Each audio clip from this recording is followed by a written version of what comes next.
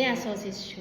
Spiroshpiron qo'shdim va xudo xohlasa 18-da yana o'zida o'sha chiqayotgan 3ta folikularimizni ko'ramiz. Xo'p. Sog' bo'linglar, yaxshilikni ko'rishinglar.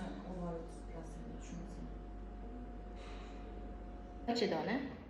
Mana ko'ryapsizlar. Gistroskop apparatni kiramiz. Skop bilan yoki kesilmaydi, teshilmaydi chiqadi. Bachadon bo'shlig'iga kiramiz, ko'ramiz. Sizlar nomiga uxlatishadi.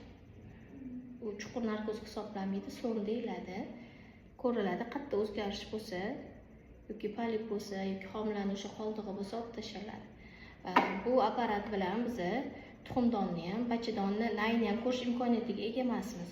Buni imkoniyati yo'q. Endi bir xil chunki gistroskop bilan tuxumdonni ko'rib bering yoki bachadonni layini ko'rib bering deyshadi. Это невозможно, нереально. Bu kosmosdagi gaplar noto'g'ri. Xullas, bachadon bo'shlig'i ko'riladi. Shu bo'shlig'ida biz o'zida ko'rayotgan narsani to'liqroq aniqlaymiz.